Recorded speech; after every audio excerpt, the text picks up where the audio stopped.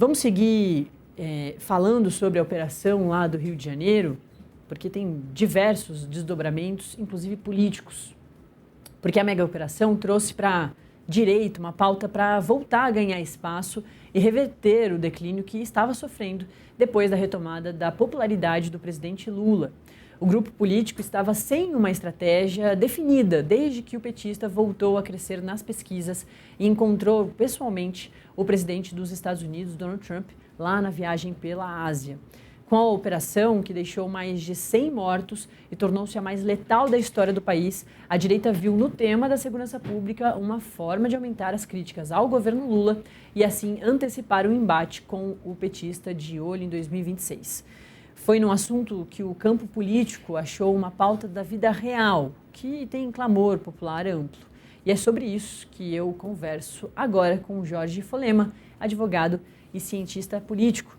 Jorge, sempre um prazer conversar contigo. Muito bom dia. É isso, né? Trazendo para o lado político, que também é muito importante para se analisar a operação mais letal da história do Rio de Janeiro, como que a direita vem tomando mais espaço ou tentando retomar um espaço que, na esteira ali da popularidade do presidente Lula aumentando, pesquisas positivas, por causa do tarifaço, do encontro dele com o presidente Donald Trump, depois de muito tempo de negociação, agora a direita pega um vácuo do governo Lula, né, que nunca foi muito forte na segurança pública, tem a questão de não estar ali atuando com o governo do Rio de Janeiro lá na Operação Contenção, e a direita está tentando pegar esse espaço para bater no governo do presidente Lula, que quer a reeleição lá em 2026, né? Bom dia. Bom dia, Natália. Natália, olha, me parece que está uma inversão de valores aí, né, no sentido da comunicação, né, mais uma vez com inverdades, com mentiras. O ponto de ser esclarecido que quem tem fracassado no combate à segurança pública são os governadores dos estados. Né? Particularmente, né, é lamentável tudo isso aconteceu no Rio de Janeiro, não é de agora, há décadas acontece isso aqui no Rio de Janeiro. Né? Mas quem é responsável pela segurança pública, de acordo com a Constituição Federal, e isso não é de agora, isso vem desde a fundação da República Brasileira, a competência pela segurança pública é dos estados. São os governadores dos estados, assim está definido na Constituição, é que tem responsabilidade para dar segurança pública, por meio das suas polícias. Polícia militar, no caso, para dar segurança às pessoas individualmente, ao patrimônio, e a polícia judiciária, que é a polícia civil. Ou seja, que há o crime, e o crime aumenta cada vez mais, os grandes responsáveis são os governadores. Eles não apresentaram políticas públicas na segurança pública efetiva para dar proteção às pessoas. Porém, invertem, porque o Brasil é muito centrado na nossa estrutura política, o poder federal sendo responsável por tudo, mas não é assim que está na Constituição. Volto a dizer, não é atribuição do governo federal. A Polícia Federal, ela atua em que casos? A Polícia Federal atua nos casos de crimes contra o patrimônio da União.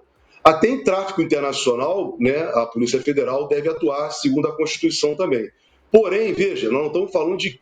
Pode até ter conexão internacional, mas esse tipo de abordagem, é como agora, por exemplo, o caso dessa menina, é um absurdo isso mesmo, morrer por causa de um celular, serem agredidas por causa de um celular. Quem é responsável para dar essa proteção? O governo do Estado. Ou seja, a polícia militar e a polícia civil estadual fracassou. E para colocar esse ponto na política, é muito interessante, Natália, que eu me lembro, né, em 1986, nós tivemos a eleição aqui no governo do Rio de Janeiro. E o Leonel de Moura Brizola era governador do Rio de Janeiro, em 82, ainda era ditadura militar. A direita, né, combatia muito o Brizola, porque o Brizola fez ações sociais, como, por exemplo, ele achava, ele e o Darcy Ribeiro, que os CIEPs seria uma forma de humanização das periferias, das favelas.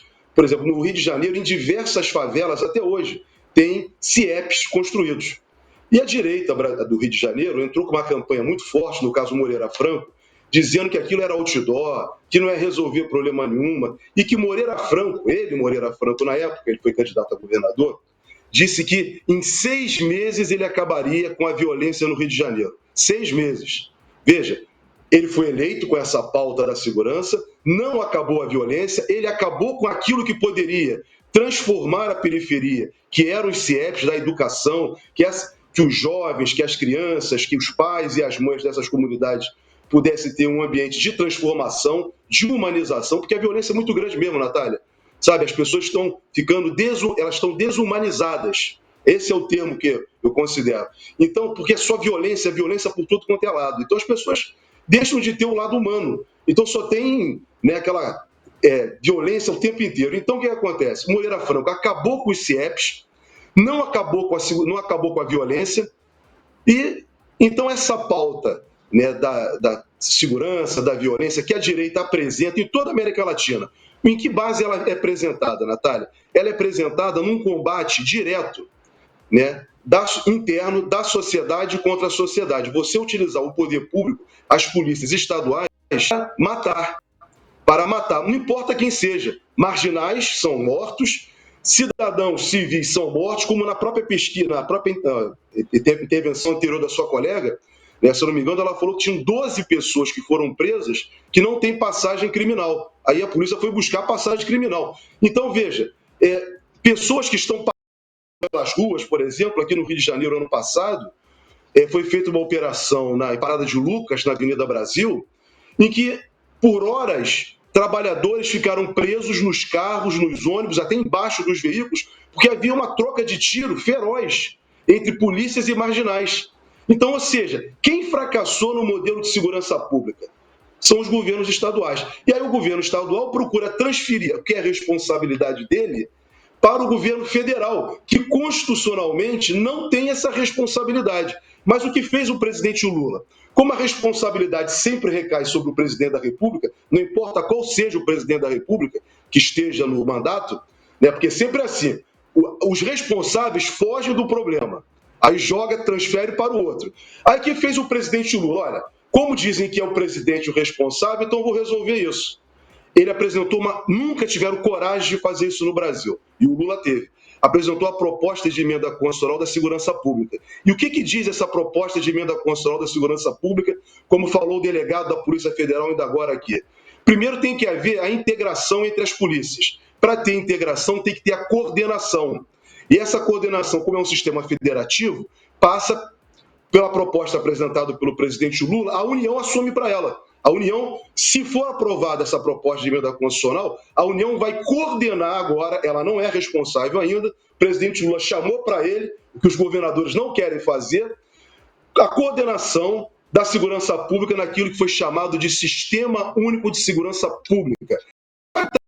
Legal, mas está sendo colocado na Constituição Federal. Além disso, Natália, o que o presidente Lula fez e que é mais importante do que você fazer essas ações, que infelizmente, como eu vi, mais chocante, né, policiais morrerem.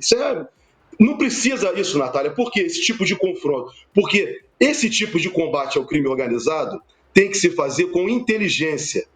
Como o delegado falou, é saber aonde está o dinheiro, porque isso movimenta muito dinheiro. Tem muita gente que sempre ganhou muito dinheiro com isso, essas pessoas não aparecem. Só quem? As vítimas. Quem são as vítimas? Policiais, a sociedade, sobretudo, né? E até marginais que são executados sumariamente sem um julgamento. Então, veja, ninguém quer tratar isso com seriedade. O que fez o presidente Lula?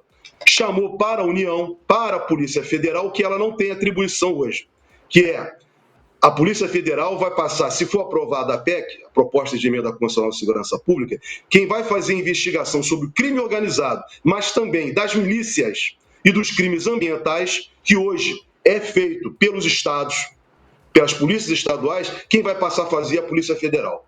E sem a própria emenda constitucional, você veja, em agosto desse ano, a Polícia Federal realizou uma operação em São Paulo, junto com o Ministério Público de São Paulo, sem participação da Polícia Estadual, fantástica. Por quê? Não deu um tiro, chegou em atividades econômicas, postos de gasolina, chegou no sistema financeiro.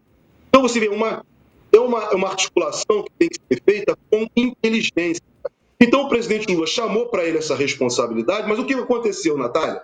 Esses governadores que dizem que eles vão combater o crime, que eles vão fazer um consórcio, mentindo, na verdade, estão mentindo, eles foram contra, eles boicotaram a proposta de emenda constitucional apresentada pelo presidente Lula, que ele chamou para ele a responsabilidade que ele não tem hoje, ele está chamando para o governo federal, esses governadores foram contra. Essa proposta de emenda constitucional foi votada na Constituição de Constituição e Justiça no dia 15 de julho desse ano e foi declarada pela Comissão de Constituição e Justiça da Câmara constitucional. Ocorre que o presidente da Câmara, Hugo Mota, no dia 16 de julho, sabe o que ele fez? Ele trancou o prosseguimento dessa proposta de emenda constitucional. Falou, vou criar uma comissão especial. Só destrancou essa pauta agora, quando acontece essa tragédia no Rio de Janeiro. Isso é uma tragédia, Natália. É uma tragédia humanitária e moral.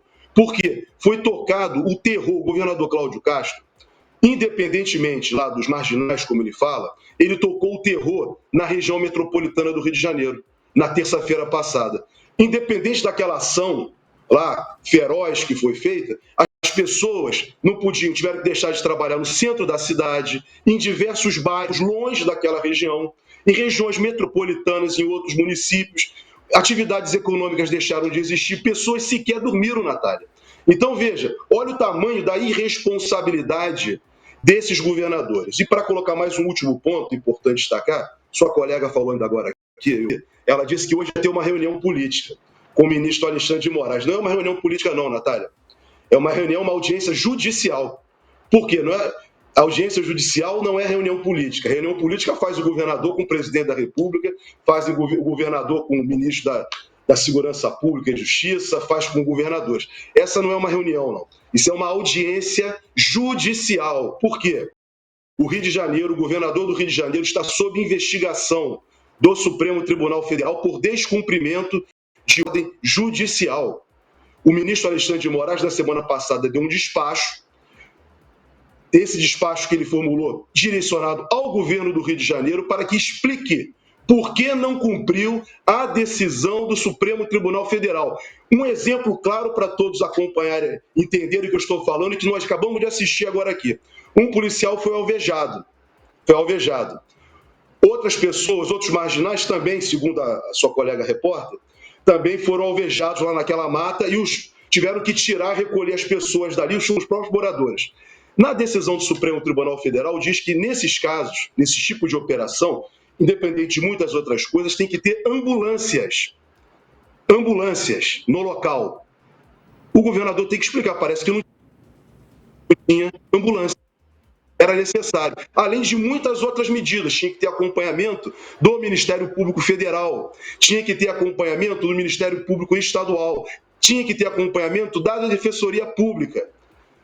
O ministro Alexandre de Moraes vai hoje, não é conversar com ele, ele vai ser inquirido. Ele, governador do Rio de Janeiro, que está sob investigação do Supremo Tribunal Federal, os secretários de Segurança Pública, o secretário de Polícia Civil e de Polícia Militar. Porque tem que cumprir a Constituição, não pode respeitar a ordem judicial. Que tem que se combater o crime, eles têm que combater. A responsabilidade é do governador Cláudio Castro. E ele mentiu também, Natália, para acabar, quando ele diz que pediu ajuda ao governo federal. Natália, a tipo de ajuda que ele pediu só poderia ser feita por meio de um pedido de garantia da lei e da ordem. Para você ter garantia da lei e da ordem, segundo a Constituição e segundo a própria lei que trata, a lei complementar, que trata da utilização do emprego da garantia da lei e da ordem, o governo do Rio de Janeiro deveria declarar por decreto que ele não teria capacidade, suficiência, para fazer um enfrentamento e garantir a segurança pública, o esgotamento das forças de segurança pública. Ele não fez isso, Natália. Para ele poder ter a ajuda da Marinha, como ele falou, a Marinha só poderia ajudá-lo se ele tivesse declarado a incapacidade da segurança pública do Rio de Janeiro.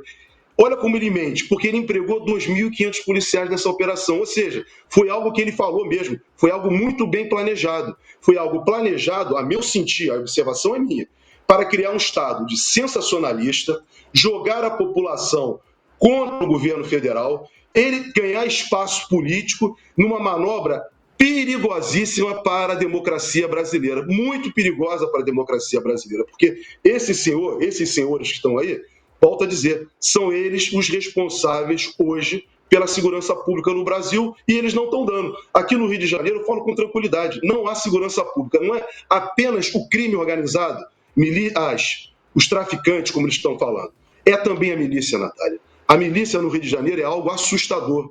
Quem vive no Rio de Janeiro sabe disso. Há bairros inteiros que são controlados, de fato, por traficantes e há bairros, inclusive, de classe média que hoje tem que pagar para ter proteção, para ter pago um imposto, um tributo. Isso é crime. Isso tudo é crime. Isso tudo ocorre porque as polícias dos estados que estão muito próximas dessa situação, as polícias que têm que fazer investigação, no caso, em particular, com relação às milícias, que é a Polícia Civil, não faz a investigação efetiva. A gente nunca sabe quem são os grandes chefes. Quando foi feito aqui no Rio de Janeiro o combate às milícias, que não foi feito pela polícia, foi feito por uma comissão parlamentar de inquérito na Assembleia Legislativa do Rio de Janeiro, que na época era o deputado Marcelo Freixo, que estava presidindo, se prendeu um monte de deputado, Natália. Teve deputados que foram presos, vereadores que foram presos, empresários que foram presos, sabe? Então há uma proximidade da milícia, do crime organizado com o poder público no Rio de Janeiro, comprovado em situações anteriores em que se teve vontade efetiva de se investigar. Então, você mandar as polícias para as periferias, o que elas fazem todos os dias, isso não é foi só terça-feira não, Natália. Isso é todo dia. As polícias entram, matam efetivamente, os bandidos matam os policiais. É uma coisa enlouquecedora, porque é algo que não, isso não é combater o crime, isso não é dar segurança pública a nenhum de nós. Nós vivemos no Rio de Janeiro, como sociedade, de uma forma muito de intranquilidade, por culpa desse governador. O governador está 7 anos aí, me parece, vai ficar 7 anos no comando do estado do Rio de Janeiro. E os índices de segurança pública, por mais violentos que empregue, como fez o Moreira Franco também em 1986 até 1990, não diminuiu a violência. E todos os governos do Rio de Janeiro, depois de Moreira Franco, todos, sem exceção, fizeram esse tipo de ação e só aumenta a insegurança pública. Então, é uma questão muito séria e que tem que ser debatido com profundidade política e não com jogada política. Porque fazer jogada política de marketing para poder ganhar voto não resolve o problema nosso, meu, seu e de quem está nos acompanhando aqui. Nós estamos sendo, na verdade, todos nós, vítimas da política, da pior tipo de política, porque essas pessoas não têm interesse de resolver os problemas que nós estamos vivendo, infelizmente, Natália. E, para concluir mesmo, digo o seguinte, sabe, se fosse cumprida a Constituição brasileira com seriedade, sabe, nós teríamos teríamos assim, talvez um mundo, uma sociedade mais paz, porque essa Constituição que fala, né, uma série de políticas públicas, fala de fim da criminalidade, fim da pobreza, ninguém quer cumprir. Eu me recordo que só a Benedita da Silva, no governo dela, que foi de 6 meses, não estou politizando não, estou trazendo um fato, estou me vendo aqui na minha cabeça agora, prendeu aquele marginal Elias Maluco, que matou um colega seu, Tim Lopes, de uma forma cruel, inclusive um incinerando.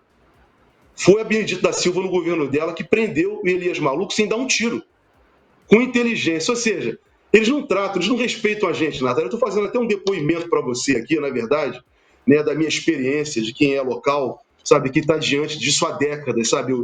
A gente acaba crescendo nesse ambiente hostil e muitas vezes a gente nem se dá conta do tamanho da violência que é ver tantos corpos espalhados de marginais, de policiais, todos os dias. Né, fico imaginando uma mulher de um policial, ou um marido de uma policial, o filho de uma policial, como deve ser difícil, como é também muito difícil uma mãe na periferia, sabe, ter que mandar um filho para a escola e de repente entra uma bala perdida, ou um trabalhador que vai pela Avenida Brasil ou pela linha vermelha, é alvejado por uma bala da polícia ou dos traficantes, não se sabe de onde. Sabe, é uma guerra enlouquecedora, sabe, Natália? É muito triste o que nós vemos por falta de compromisso político de gente.